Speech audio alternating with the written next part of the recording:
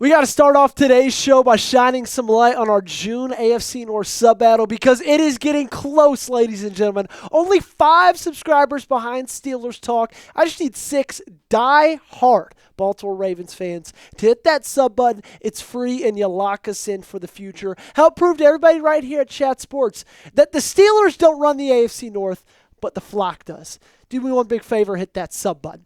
Let's start with a little bit of an update that we talked about yesterday from Kevin Oestreicher, but this sent us into the weekend and will send us into next Tuesday because John Harbaugh canceled Thursday's OTAs, which means OTAs are finally finished. We look ahead towards the mandatory minicamp, which will be happening starting next Tuesday. So because OTAs are over, let's go over our final Ravens OTAs winners and losers. We did this segment about a week and a half ago, but a lot of practices and a lot of things have happened since then, so let's run this back. I'm going to give the same disclaimer I gave last time, and the next time we do a winners and losers video, guess what? I'm going to give this disclaimer again.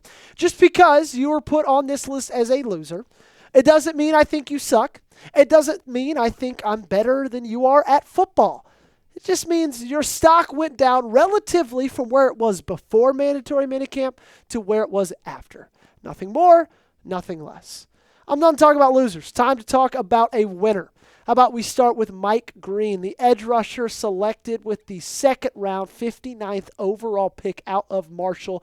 And he's been making plays. Bo Smoka tweeted this out on a Tuesday, The defensive play of the day at Ravens practice came from rookie outside linebacker Mike Green, who sniffed out a rollout pass by Devin Leary and made an athletic interception. I mean, look at that big boy move with the ball in his hands. That's the kind of running stance that makes me want to put him in on like an I formation goal line package, which sounds good in retrospect, but then you realize you have a running back in Derrick Henry that's honestly built even a little bit bigger than Mike Green, so that might not make a lot of sense. I love what Mike Green has showed us so far because it's really similar to what he was showing us just through his college numbers. 17 sacks in a senior in Marshall, 60 pressures. We know that he is an athletic freak. And if he's able to make some plays just like this every now and then, showing off that athleticism, not just with the ball in his hands after the interception, but getting himself in a position on a quarterback rollout to even make the interception in the first place, is absolutely massive. It shows you why you took him in that second round when nobody else was really willing to take him yet. Mike Green is going to be a really, really big part of this pass rush. Mike Green has to be a really, really big part of this pass rush. We all think that this pass rush was unbelievable, phenomenal, undefeated last year. And there were times where they were really good. But there were also times, like in the Buffalo game, where they didn't pressure the quarterback. They barely got to the quarterback ever. They gave Josh Allen 1,000,000 seconds to throw every single drop back. I think Mike Green's going to be the difference in that from last year to this one. Give me your thoughts in the comment section. How many sacks will Mike Green have in 2025?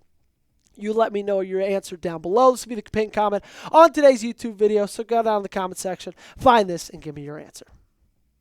Let's talk about our first loser of today. It is Tyler Loop. And I know it feels a little bit lame to put a kicker as a loser. I get it. But he was kicking like, I don't want to say like a loser because that doesn't sound very nice. But he wasn't kicking well. Bo Smoka said during one field goal session, he went 5 for 9. With all 4 misses from 50+. His longest make was 56 or so. Exact distances are hard to gauge. Blah, blah, blah, blah, blah. He missed a lot of kicks. Went 5 for 9. That's like, what, 55% field goal percentage? That's not good enough. And I get it. Loop has had some good days, but he's also had some bad days. And because of that, the inconsistency, for me, is what I don't love about this. There's going to be growing pains with Tyler Loop, like there is with any rookie. Except rookies, when they're kickers, have a little bit more pressure on them than rookies who are linebackers, even rookies who are running backs. There are games that will come down to the final second in the leg of Tyler Loop. But also at the same time, let's not just act like Justin Tucker was perfect last year. Just because Tyler Loop's missing kicks doesn't mean that we can get all mad about it because Justin Tucker missed some kicks last year as well. Let's talk about our next winner, Tavius Robinson, the defensive lineman, a guy who is getting a lot of really big buzz coming out of these OTA practices. Chuck Smith, pass rush coach, said, listen, Tavius Robinson doesn't get enough credit because Robinson is one of our centerpieces. He's not just a guy who came up and is an overachiever. No. Tavius Robinson, when you look at it from the organizational standpoint, Robinson is everything you look for in a Baltimore Raven. I absolutely love this. Every single word of it. Robinson ended this season phenomenally. I talked about that Buffalo game. Guess who was the only player on this defensive line that I thought played really well? It was Tavius Robinson. 4 tackles on the night, 3 of them solo. He had 2.5 stuffs as well. What he's able to do in the passing game, but what he's also able to do in the running game, like those two things together is amazing. He's a leader. Chuck Smith said he was a centerpiece. And in my opinion, it would be such a nice little cherry on top, a little bit of frosting on the cake, if Robinson becomes a key contributor to the defense in 2025. Like, nobody's necessarily expecting that out of him, but if you get it out of him, that would be phenomenal. At the end of the day, all I really need is some consistent snaps. But if he can give me a little bit more than that, sign me up today. Are you excited about Tavius Robinson this next year? I think he's going to take a massive, massive step. If you agree with me, let me know by hitting that thumbs up button on today's video. Coming up, we got one more winner and one more loser on the program. Stick around. Make sure you don't miss who those two are. But before that, make sure you get down in the comment section. Find chatsports.com/Lamar jersey and get yours today for only $80. I've been saying it for the entirety of this week. This is a June deal. You don't see these deals when August rolls around, when September rolls around, when the football season starts, even when training camp is here. So that means it's not going to be here very long. Guys, there's only 2 more days till Father's Day. Did you know that? I hope you did. I haven't got my dad a present yet. This is honestly probably great for me. But if you have it as well, chatsports.com/Lamar jersey. $80 for this Lamar Jackson jersey. Ships free as well. Of course, that link's in the comments and description of today's video.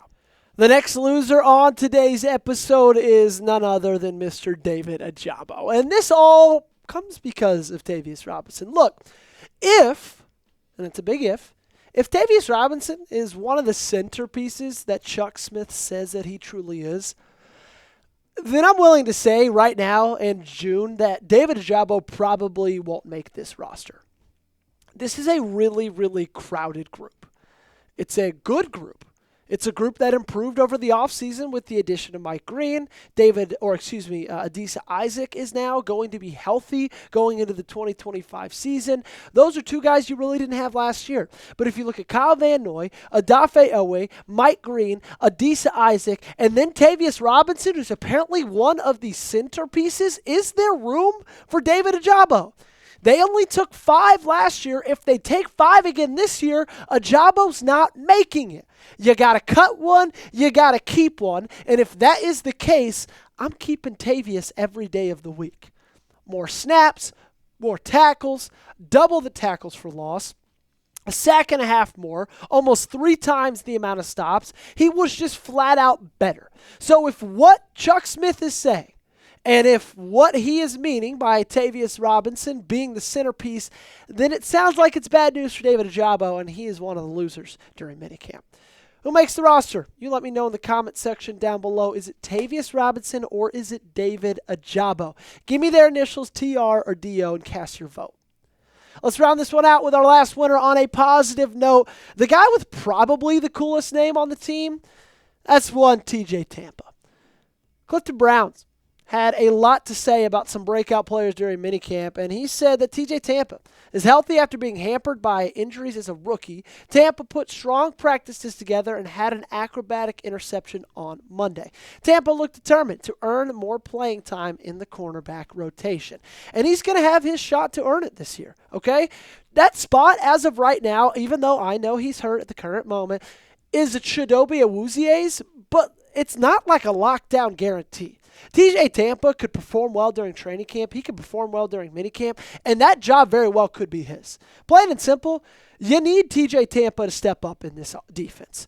And that might not be meaning taking the starting spot, but even if it's just a solid depth piece that this team can depend on, I'll take that any day of the week. because they took him out of Iowa State. They thought that he was going to be a really, really great player. He didn't get to show it his rookie year because of injuries, but now is his time to shine.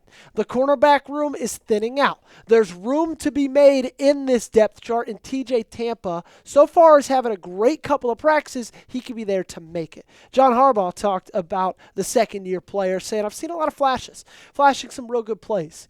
Keep chasing the consistency with the technique. TJ is a young player in the sense that I don't even think sometimes he understands how good he is, how talented, how big he is. So I want him to play like a big corner and embrace that as far as his technique. And if he's a real player, I'll be honest with you, I'd feel a lot better about the cornerbacks. Right now, I don't feel that great, okay? I've said it once. I've said it a million times. You look at last year's group. You look at this year's group. I don't think there's that much of an improvement from year over year. But if TJ Tampa really steps up and if he's what John Harbaugh thinks he could be, then there would be. Make sure you guys got me on social media at Joey Petersen 8, both on Twitter and on Instagram. And if you want to lock us in right here, all you got to do, hit that big red sub button. We'll see you next time.